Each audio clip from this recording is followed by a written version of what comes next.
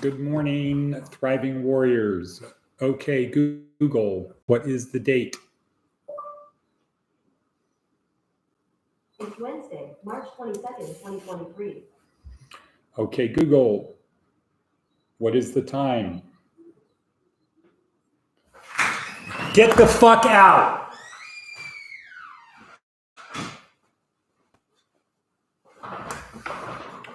Okay, Google, what is the time? It's 5:59 a.m. Okay, Google, what is the weather?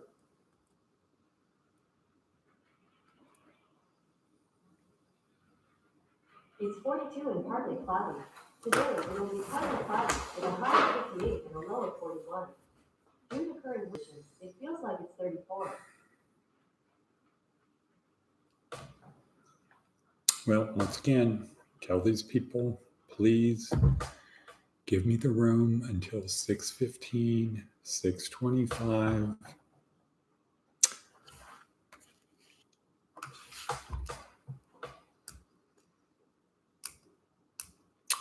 Be consequences.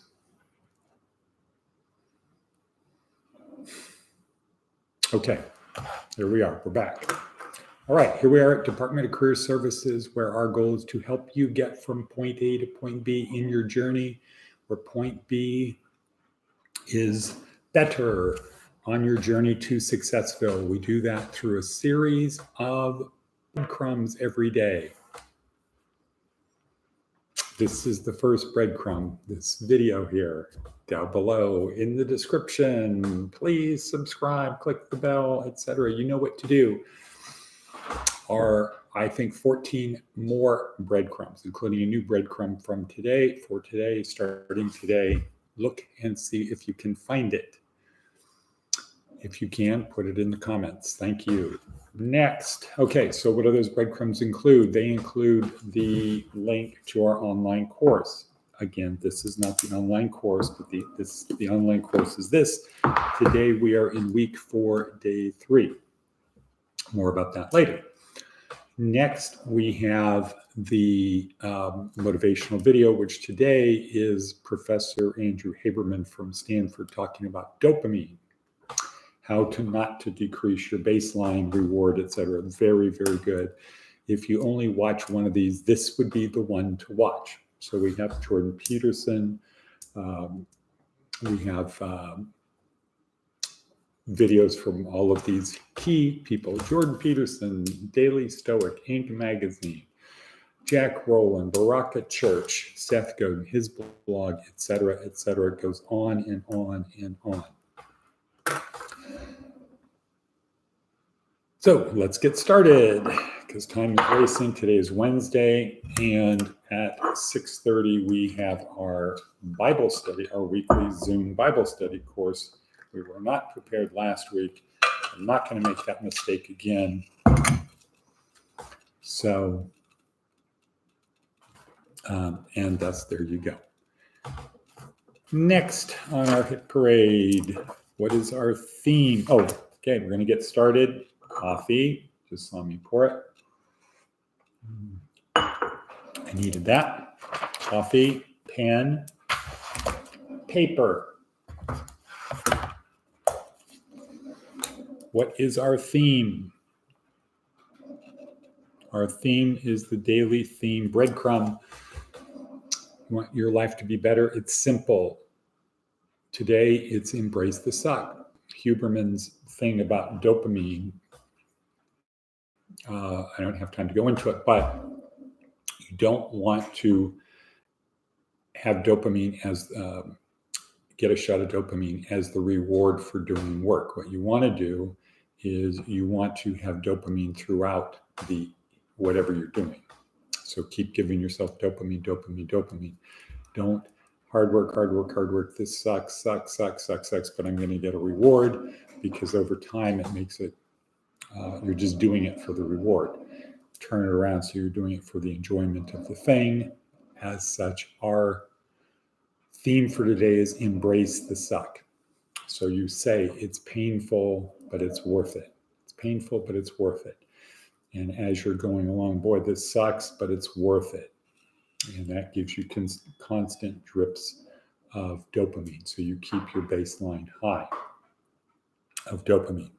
Okay, so it's simple. Embrace the suck. You want to get from point A to point B, embrace the suck. Next, write down, I'm so grateful and happy now that, well, yesterday good things happened for us with the county. Good things happened with Nevada Outreach. Good things happen with World Market Center. Good things happen with Boxable. If you know what they are, then you know what happened. If you don't, that's okay. It doesn't matter, because it's what I'm so happy and grateful for, not what you are so happy and grateful for. But yesterday was a big day. Saturday is going to be an historic day. I plan to be in Tonopah, maybe able to meet with Jamie, maybe able to meet up there. Okay, still have this thing, I can notice it's still rattling around in my brain. Okay, theme, attitude of gratitude, TED Talk. All right, so this week we focus on not crashing the car. We've got our people in the car. We know how to drive the car. We know where we're going. Now we just have to make sure we don't crash the car. We've got to get there. When we need gas, we get gas. When we need this, we get that. When we do stuff, we keep going. We keep going. It's going to suck, but we now learn that we have to embrace the suck. We don't just focus on the reward. The obstacle is the way. All right, and so purely crisis leadership on one extreme Monday, pure leadership Tuesday. Today is practical leadership. So we're going to learn about a guy who should be a man after our own heart. Ignatius of Loyola started out great. Something bad happened, totally changed his life, went off course. Today, they would say he probably had a mental breakdown. That's what they'd say today. But he clawed his way back through prayer and meditation and the belief that God would be there for him, and Jesus especially. So we start that today. Ignatius of Loyola. Seth Godin. What is Seth Godin? Seth Godin has a really good one today, too. Really good one. Yesterday was a good one, but it was a little bit like, got to think about that. How to change the world. How to change the world. All successful cultural change, books, movies, public health, has a super simple two-step loop. Awareness, tension, loop. Awareness, tension, loop. Awareness, tension, loop. It's easy to focus on awareness. Get the word out, hype, promo. I think that's a mistake. Okay, so Seth is saying, I think it's a mistake to focus on awareness, because awareness without tension is useless. The tension is like pulling back a rubber band. What does it do? It wants to go back to its natural state. Why would someone who becomes aware take action? So in other words, it's not just creating awareness. Why? Why should they take action? Is the action to buy the book, to change one's diet, to vote? And then the third step, so important, it's often ignored, is why would the person who became aware and then experienced the tension and release tell someone else? Why would they tell someone else? So to recap, tell 10 people, create tension among the 10 so they take action. The action causes each of them to tell 10. Wow. Deep. That's a thing. Really understand this. I don't quite understand it completely. Internalize it. The things we internalize, we externalize. Internalize it. Use it every day.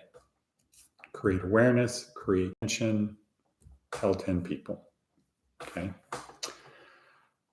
All right. Thank you, Seth Godin. Next, we have our fable. This is the ant and the dove.